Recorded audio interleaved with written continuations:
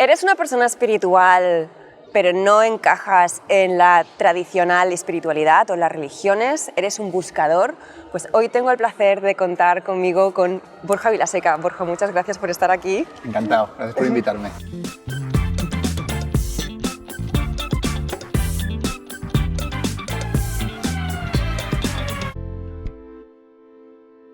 Gracias por aceptar pasar este momento conmigo y hablar de uno de tus últimos proyectos, el del libro de Las casualidades no existen. Me lo he leído de pe a pa, está subrayado, hay interrogantes, hay estrellitas, hay... Pienso igual que tú, estoy en... no estoy del todo de acuerdo. Qué grande, me encanta. Me encanta cuando veo un libro trabajado, claro. con post y subrayado. Esto para el escritor es... Te pone, ¿no? Dices, hombre, oh, lo has hecho. Hombre. Bueno, voy a presentar oficialmente a Borja para quien no lo conozca. Entonces, Borja Vilaseca se define como un agitador de mentes, comunicador, emprendedor y creador de sistemas pedagógicos con el propósito de despertar conciencias y crear el cambio que este mundo necesita. Es fundador de la plataforma Cuestiona y la Academia, ambas palabras con K, y autor de varios libros, siendo este último el centro de nuestra conversación hoy. Bueno, pues Borja, empezamos hablando por el principio del libro, donde en una gran parte del libro hablas sobre la historia de la religión. A mí me encantó esta parte porque te decía antes de empezar a grabar que soy una nerd y todo lo que es antropología, religiones comparadas, historia en general me pone, y me sorprendió que fuese un bloque tan extenso. Entiendo el propósito o intuyo el propósito de que empezaras hablando por esto. Es refrescante, pero cuéntanos por qué querías empezar hablando de la historia de la religión. Bueno, lo primero, que nadie se crea nada, por favor, que sean muy escépticos, ser muy escépticos, verificarlo todo a través de vuestra propia experiencia, más que nada porque hablar de espiritualidad, como digo en el libro, espiritualidad laica, carente de religión, es una contradicción.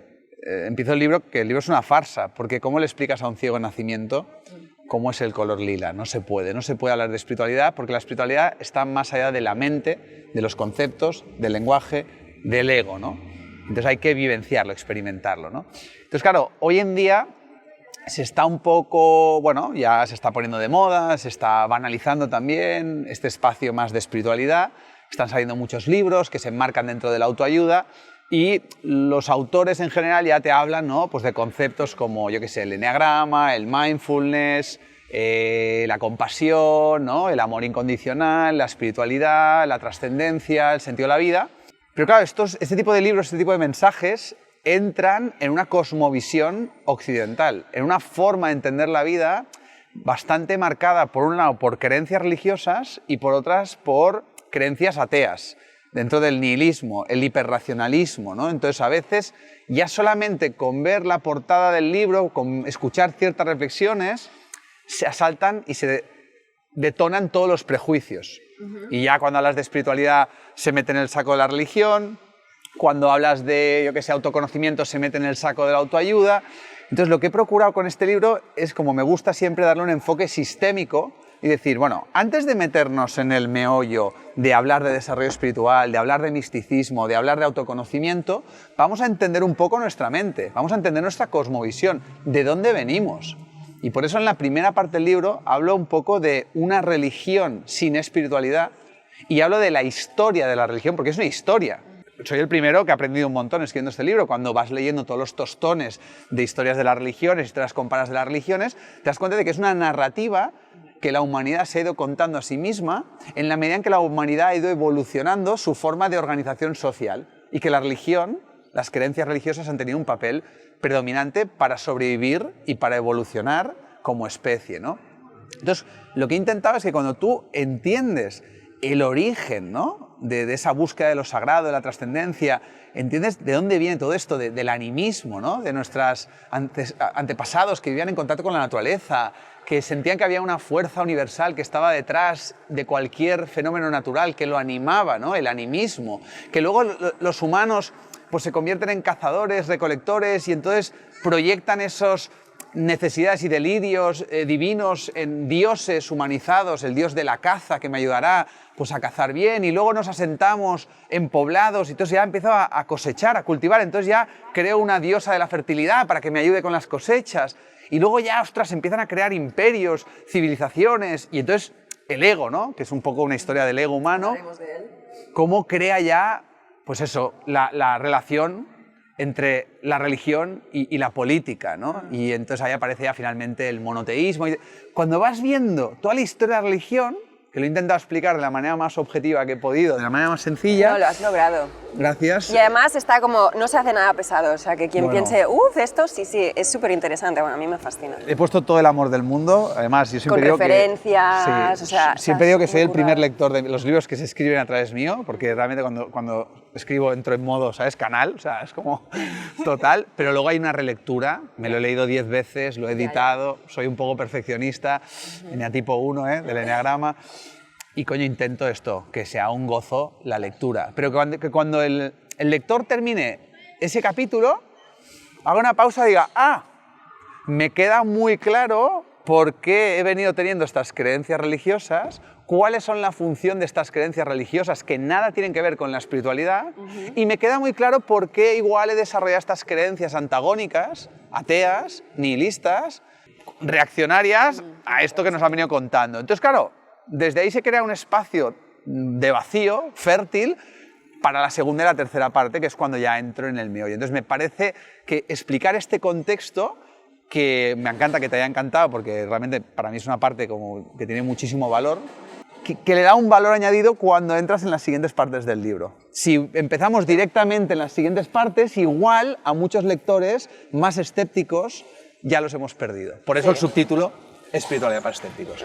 De hecho, este no es un libro para nada complaciente y yo creo que esta primera parte pues, pone en contexto el por qué creemos así, el por qué tenemos ciertos dogmas. Ha sido muy interesante incluso para mí, que cuestiono mucho lo que son las instituciones religiosas, pero a la vez soy muy espiritual. Bueno, me ha gustado muchísimo. Entonces, no voy a ser tan pelota, pero... No, tú dame, hombre. A mí me gusta que me den. Mencionas constantemente el ser esencial, que es una terminología que yo también utilizo, pero querría que explicaras qué entiendes tú por el ser esencial. Vale, bueno, aquí permíteme porque aquí... Todo el tiempo del mundo, sí. Mira, básicamente en el libro hablo del verdadero pecado original, ¿vale? Y aquí viene la hierbada, por favor, esto es muy hierbas, abrir la mente y que nadie se crea nada, ¿no? Pero hay que verificarlo. Lo que nos dicen todos los místicos, todos los sabios, y que es algo que podemos verificar empíricamente, es, tú que eres madre, ¿no? Cuando tu hijo o tu hija estaba dentro de ti, estaba en un estado oceánico, estaba fusionado contigo. Entonces, tu hijo no tenía noción de ser un yo separado, no tenía noción de estar dentro de mamá, no. La sensación era oceánica, era de fusión, de unión. Se sentía conectado con la vida, con Dios, con el universo, llámalo como quieras, y era una experiencia, pues eso, de profunda conexión. Cuando nace, claro, fíjate, el parto es una experiencia cercana a la muerte para el bebé, cortan el cordón umbilical y desde ese momento empieza a sentir el pecado original, que es el error fundamental, que es la herida de separación. Me siento separado de mi madre y por ende me siento separado de la vida, del universo, de Dios, y es tan dolorosa esa sensación de separación que inconscientemente desde el día en que nacemos, mientras vamos desarrollando el cerebro, poco a poco vamos perdiendo contacto con ese estado oceánico, con ese ser esencial, con esa chispa de divinidad, con esa dimensión espiritual que nos hace sentirnos unidos a todo, y vamos desarrollando inconscientemente lo que es la construcción de un ego, un personaje, una máscara, una coraza para protegernos. Es un yo ilusorio construido con pensamientos, con creencias, y finalmente llega un momento en que estamos totalmente desconectados de ese ser esencial y vivimos totalmente identificados con el ego, y desde el ego somos egocéntricos, victimistas, reactivos, ignorantes, inconscientes, y nos sentimos que somos un yo. Yo, tú, yo, realidad, yo, Dios. Y de ahí hemos construido una cosmovisión, que es lo que explico en la primera parte. ¿Qué es el ser esencial? Pues en la medida en que tú te conoces a ti mismo, confrontas el ego, cuestionas tus creencias, observas tu mente, te desidentificas de lo que piensas, vas... ¡Borja, guapo!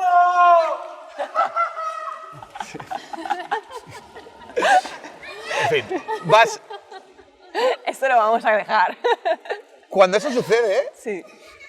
El ser esencial, que es consciencia, que es presencia, empieza a emerger y entonces de pronto emerge una conciencia neutra e impersonal. No es que yo soy consciente, no, emerge una conciencia que observa, y aquí viene la hierbada, como Borja está hablando con Laura. Pero no hay una noción de ser Borja, no hay una noción de que yo soy Borja. El yo se disuelve.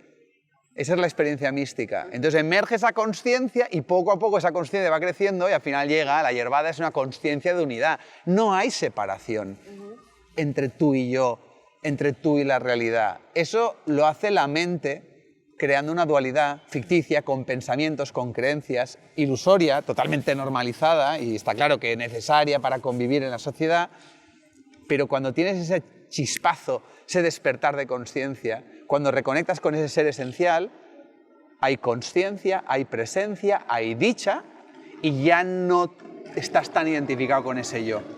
De hecho, en el libro lo centras en la no dualidad, ¿no? En el cómo el no reconocer, o sea, el cómo sentir o pensar que estás separado de ese todo, de ese universo, de ese, como quieras llamarle, es donde está el sufrimiento. Y ahí va la pregunta de alguien que no está iluminado, claramente yo, que yo entiendo la teoría, pero cuando estás en la trinchera o cuando estás realmente en una situación chunga de verdad, o sea, leer esto, que te puede consolar brevemente, pero realmente no lo terminas de... O sea, ¿cómo lo integras? O en sea, el día a día, ¿no? Porque si no es como muy... Yo, privilegiada, en un país donde hay paz, como cada día, pero ¿cómo...? Yo pienso, por ejemplo, en alguien que está en una situación realmente no sé, un inmigrante pobre que es chatarrero, o alguien que que está en una relación donde le están maltratando. O sea, ¿cómo le puedes decir que tú sufres porque estás en la dualidad y en realidad, ¿entiendes? ¿Cómo aterrizas todo esto? Sí, al final, lo más importante, Laura, es que llegamos al camino espiritual, al camino místico, al camino de autoconocimiento, siempre cuando pasamos por la noche oscura del alma, cuando llegamos a una saturación de sufrimiento, cuando pasamos por una crisis existencial que parece que hemos perdido algo de lo de fuera o hemos sufrido algo en relación con lo de fuera y es normal pasar por el victimismo, la queja y luchar contra lo de fuera y hay gente que se suicida, un montón de gente cada vez más, hay gente que se medica, antidepresivos, súper legítimo. Y como explico en el libro, la tercera opción, independientemente de tus circunstancias, de tu contexto, de tu situación, llega un momento en el que cada vez más personas están haciendo para mí lo revolucionario, que es empezar a mirar hacia adentro, empezar a conocerse a sí mismas, empezar a observar su mente, sus pensamientos, cuestionar sus creencias, entender lo que es el ego, porque claro, cuando estás tan enganchado con el ego, cuando estás tan identificado con el pensamiento, no puedes observarlo, no eres consciente. Y por tanto, al final lo que haces es perpetuar tu sufrimiento. Porque el yo, por naturaleza, es insatisfacción pura. El yo nunca se va a colmar, el yo nunca va a tener suficiente de nada. Entonces llega un punto en que, independientemente de tus circunstancias, vas conociéndote, vas desidentificándote, va emergiendo esa consciencia y empiezas a darte cuenta de que una cosa es la realidad de la que formas parte y otra muy diferente, lo que tú piensas sobre la realidad. Y que la raíz de todo sufrimiento no está en lo que pasa, sino lo que piensas en lo que pasa. Y esto, que es muy fácil decir, da para un viaje interior de introspección. Entonces, cuando una persona está en una situación jodida, de sufrimiento, cuando empieza a interiorizar este tipo de reflexiones, lo digo porque yo he tocado fondo, yo me he querido suicidar, yo he pasado por la noche oscura, todo esto lo hablo por experiencia personal, y no es que esté iluminado ni nada, pero simplemente lo que ha cambiado en mi vida es que ahora ya sé gestionar lo que me pasa por dentro, sé gestionar lo que me pasa por fuera. No es que ya no sufra, no es que ya no me perturbe, no es que ya no tenga problemas. Simplemente es que ahora sé estar en paz conmigo mismo, sé estar en paz con la vida, aunque no esté en paz conmigo mismo y no esté en paz con la vida. A ver, explica esto. ¿Cómo Es decir, sabes? mira, ¿Cómo puedes estar si no sabes estar en paz? Es que este es el tema, pero este es el kit de la cuestión para mí. Ya. Porque no es en plan, no es que era una nueva moral espiritual, de que ahora has de ser feliz, iluminado, consciente, porque entonces el ego dirá, oye, Laura, ¿por qué te has perturbado? No deberías perturbarte. Oye, Laura, ¿te has leído el libro de Borja? Tú ya deberías estar, cuando te sorprendas ahí, pues yo qué sé, enganchándote con tu hijo, que me pasa cada día, ¿no? Hay un cuento que explico en el libro, no sé si te acuerdas, que hay un maestro que está deprimido y un buen día se ilumina, se da cuenta, despierta, toma conciencia y sigue deprimido. Y el discípulo dice, oye, ¿qué ha cambiado con la iluminación? Dice, mira, antes de la iluminación estaba deprimido y eso me perturbaba, luchaba contra la depresión, me victimizaba, me quejaba, porque a mí no puede ser, debería ser diferente, ¿no? Y eso me hacía sentir muy insatisfecho. Después de la iluminación, después del despertar, metafóricamente, sigo deprimido, pero ahora comprendo la naturaleza de la depresión, la acepto, ya no me resisto a ella, ya no me opongo a ella, la comprendo, la acepto.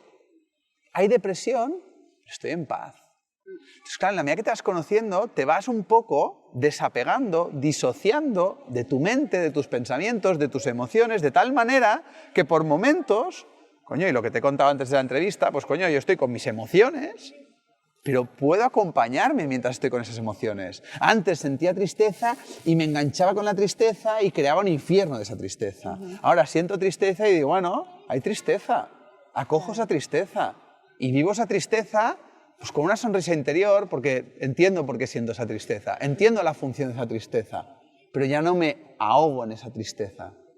Sé que son palabras, Laura, pero al final eso es lo que pasa a la gente que se conoce a sí misma. Que dices, oye, ¿qué ha cambiado? Dice, pues mira, la verdad es que no ha cambiado mucho. Sigo con mi vida ordinaria, sigo con mis emociones, a veces me engancho y me peleo, pero lo que ha cambiado es que ya sé cómo relacionarme conmigo mismo, ya sé cómo relacionarme con lo que está pasando, de tal manera que independientemente de cómo me sienta por dentro, independientemente de lo que pase por fuera, sé gestionarlo, estoy en paz con eso. Eso para mí es madurez espiritual. Pero no es vender la moto a la gente, decir, no, cuando te conoces a ti mismo te iluminarás y ya nunca más te volverás a perturbar. Hombre, es verdad que cae mucho la perturbación. Es menos intensa, es menos frecuente, pero no vamos a vender motos aquí. Lo que sí que cambia es que sabes cómo gestionarlo. Y yo personalmente ya no le tengo miedo a nada. No sé lo que me va a pasar, Laura. No sé quién va a tener que morirse en mi vida o qué voy a perder o qué tal. Pero pase lo que pase, sé que viviré procesos de duelo, porque los vivo, pero ya no le tengo miedo a esos procesos porque ya me conozco lo suficiente como para saber que pase lo que pase, me tengo a mí mismo y me voy a saber gestionar. Eso te da mucha paz.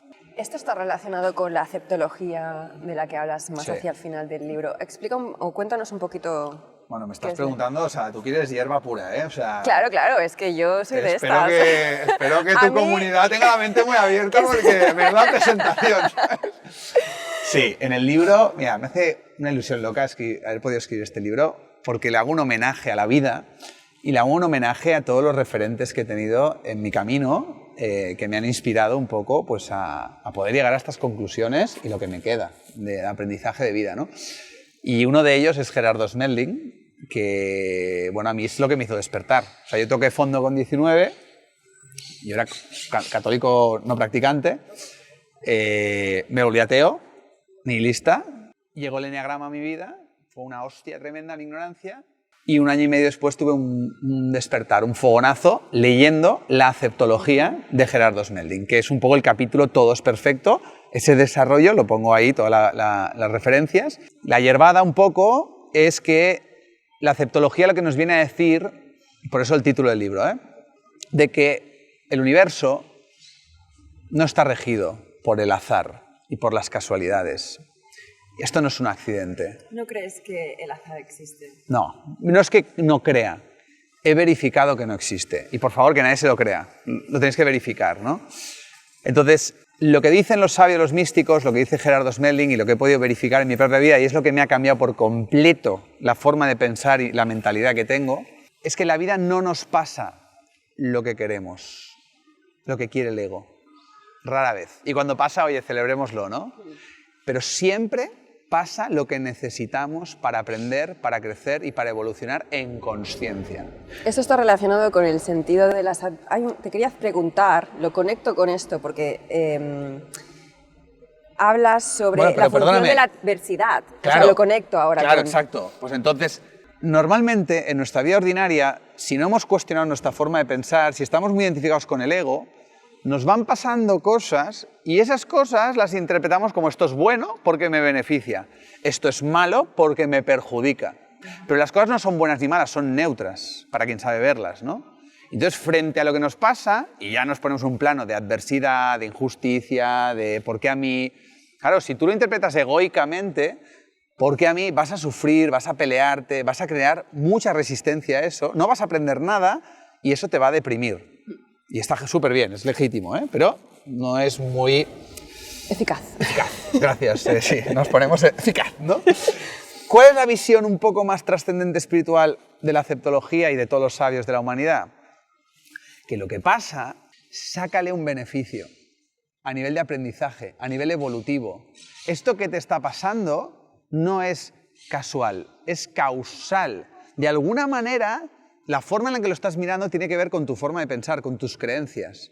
Entonces vamos a ver de qué manera puedes aprender de esto para crujirte el ego, para crujir tus creencias limitantes, para cuestionar tu forma de pensar, para poder ir más profundo, ir quitando capas y capas y capas de cebolla y llegar finalmente hasta la crosta que tenemos todos de dolor, enquistada, que nos aleja del ser esencial, de ese despertar que de alguna manera es la finalidad trascendente de la vida, esa conciencia unidad, pasar de una conciencia muy egoica, en mi herida de nacimiento, yo, el ombligo del mundo, yo, a una conciencia de unidad trascendente donde, hostia, tu mirada es mucho más amplia.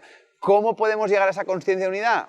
Dejándonos crujir por las cosas que nos pasan en la vida, especialmente la adversidad, que tiene la función de confrontar nuestra ignorancia y hacernos despertar. Cuando tú tienes este mindset, no tienes ni idea de lo que te va a pasar, pero por eso habla de la aceptología Gerardo, porque es acepta, no es poner la otra mejilla, no es resignarte. Aceptar es comprender el porqué, el para qué, el sentido pedagógico de lo que te está pasando y aunque sea doloroso, porque la vida duele, ver de qué manera puedes aprovecharlo para tu propio crecimiento. Porque al final estamos aquí para crecer, para evolucionar. Y realmente cuando uno empieza a tener este mindset, esta actitud frente a la vida, se vuelve mucho más eficaz y de repente dices, bueno, qué putada lo que me está pasando, no te voy a decir que no. Pero no sabes lo que estoy creciendo. ¿Por qué no niega las dificultades? No, para nada. Es como tener una visión elevada o desde una visión de águila de lo que está ocurriendo. Puedes tener una visión de ratón y quedarte en la anécdota, en por qué tú, por qué tal, no sé qué. Es muy legítimo, no vamos a demonizar. Sí, sí. Pero no es eficaz, no es operativa, coño, porque al final... En el fondo no te funciona. ¿A dónde te lleva? Exacto, a más sufrimiento. O sea, fíjate, el hecho es el mismo, la pérdida es la misma, el dolor es el mismo, pero tenemos una persona que se ha acabado destruyendo y suicidando y medicando y al final una vida, pues... Y tenemos otra que ha pasado por lo mismo y que de ahí ha sacado un aprendizaje y una evolución y que fruto de un proceso, con el tiempo mira atrás y dice, joder, qué jodido fue, pero hostia, vaya aprendizaje que saqué. Y soy una persona evolucionada. Y gracias a esa evolución, mi vida ha cambiado porque veo la vida de otra manera y entonces cuando vuelva a venir la jodienda, que volverá... Hostia, tu manera de abordarlo ya no es... Sino estás como más abierto a decir, bueno, tío, o sea, empiezas un poco a confiar en que lo que va a seguir pasando es lo que voy a seguir necesitando para seguir creciendo y evolucionando. Es que a mí me encantaría que el Borja de 19 años viera esta entrevista y viera el libro que he publicado. No entendería nada. Pero tengo mucha curiosidad por ver el Borja de 60 cuando vea esta entrevista. Mira, ¿qué sabes? Y dirá, hostia. ¿Por qué? Porque mi experiencia es, joder, qué puta maravilla el aprendizaje, el crecimiento y la evolución que podemos hacer en esta vida si tenemos el mindset adecuado. Entonces, por eso comparto este libro. Totalmente. Y la espiritualidad es una actitud frente a la vida. ¿Y cómo combinas el aceptar? Sí, ¿eh? Hace frío, ya acabamos. Hay que aceptar, no, hay que aceptar, pero oye, aceptar no es, hace frío, no, acepto que hace frío, no lucho contra ello, pero coño, me puedo calentar. Me adapto. ¿Cómo, y con esto ya vamos terminando. No te preocupes. ¿Cómo combinas el aceptar con el ir a por lo que quieres cambiar, ir a por lo que sueñas? Me estás preguntando, porque ¿cómo hay una parte del libro combinas? donde digo, hay un poco de contradicción, incluso creo que no lo he puesto el post-it, ¿no? Pero como... Yo no, oye, me estás preguntando, ¿cómo combinas una filosofía oriental de aceptar, rendirte, ¿no? Fluir, con una visión occidental que es... Go for it, ¿no? Sí. Entonces digo, coño, yo soy un tío, go for it, o sea, estoy liadísimo como tú. Eres un gran hacedor, o sea, soy en mil historias. Mil, y las que me quedan, si Dios quiere. ¿Cómo se combina? Bueno, para mí la hierbada es que la cosmovisión oriental, está muy imbuida este libro de Oriente, y sobre todo es un libro para occidentales, para una mentalidad occidental, es para equilibrar los dos hemisferios. El hemisferio izquierdo, más racional, con el hemisferio derecho, más místico, por así decirlo, ¿no? Entonces, para mí, es el equilibrio. O sea, no es en plan, vale, he leído el libro y todo es Jah will provide, ¿no? Esto es un extremo. Y el otro extremo es no, todo depende de mí, todo depende de mí, todo depende de mí, todo depende de mí, todo el día estresado. Coño, la integración es, venga, va. Yo, por ejemplo, ahora, ¿con qué estoy? Estoy montando una fundación utópica. Quiero que sea un Conscious Venture Builder. Lo digo porque tu canal es de emprendedores, ¿no? Sí, Vamos sí, a sí, darles sí. un poco también. Promociona. Para que vean, coño, que soy un empresario. Sí, Joder, sí, hierbas, sí. pero empresario. Un Conscious Venture Builder es una empresa que monta otras empresas de impacto social, en este caso para revolucionar la educación, despertar la conciencia. Hice una conferencia en YouTube hace 5 años y digo, voy a montar un cole, la Escuela Terra. Ni idea de cómo iba a hacerlo. Pero es que yo ya no elijo lo que hago, Laura. Estoy totalmente al servicio de una voluntad que me trasciende. ¿Y cómo lo sé?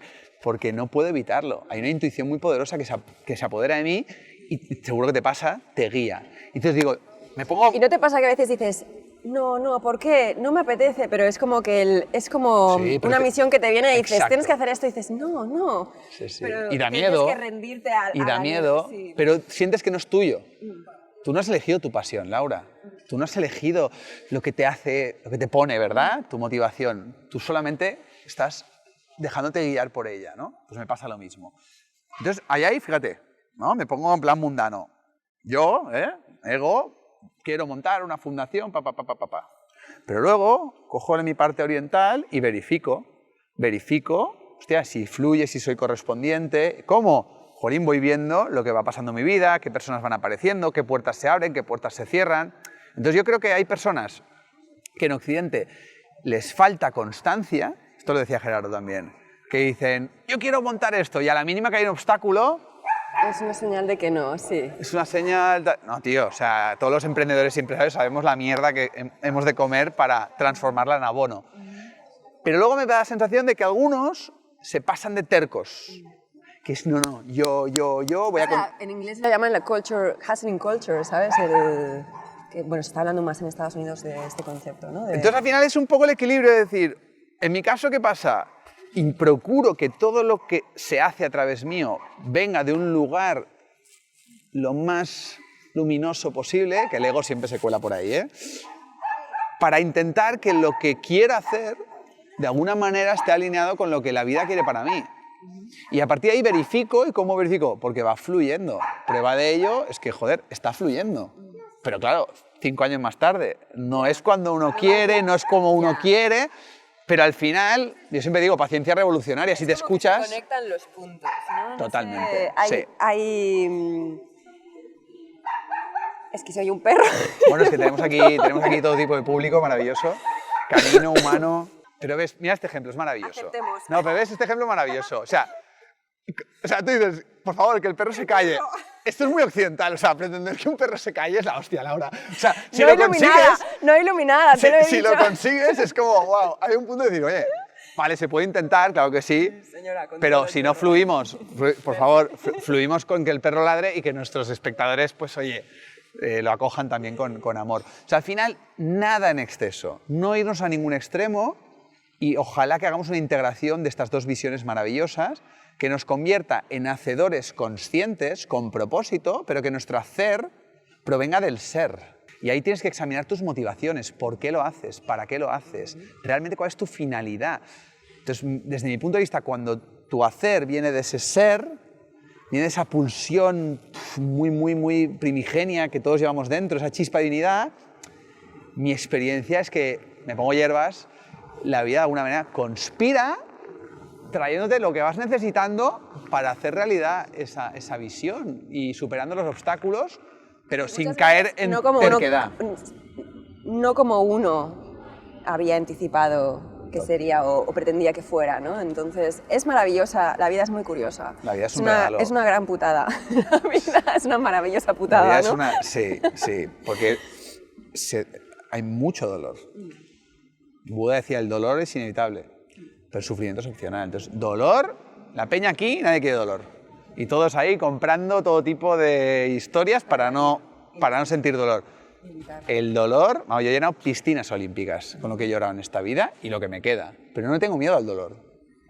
Pero cuando tú te atreves con valentía a atravesar ese dolor y a abrazar el dolor, la vida es un puto regalo. Pero no os lo creáis. Está bien que me digas esto porque era la última pregunta que quería hacerte. En el libro haces especial hincapié en, primero, no creerte a ti. Sí, por favor. No creer a ninguna... A nadie y menos al sistema. El sistema, persona, gurú, Nadie. etcétera. La verdad está dentro. Y es muy interesante porque lo que haces es invitar a las personas a desarrollar pensamiento crítico. Libertad de pensamiento. Y a experimentar, y eso no lo has dicho al principrio, pero el libro está muy basado en el que esto se tiene que experimentar, no se puede entender, se puede intelectualizar, pero en el fondo la espiritualidad se hace, se vive, ¿no? Total. Y hay que vencer los prejuicios, porque hay muchos prejuicios con esto. Me encantará ver los comentarios del vídeo, hay muchísimos prejuicios, ¿no? Entonces la idea es que nadie se crea nada, si os ha resonado, pues zambúllete en la experiencia, verifica, pero claro, esto es un trabajo interior. Es un trabajo interior, es un camino de vida. Sí, sí, total. Y además una de las cosas de cuando invitas a no creer, a cuestionarlo todo, ¿no? Hay también un momento en el libro donde hablas sobre el fanatismo y de hecho hay una cita de Jung que me pareció, que la subrayé y puse ¡pam!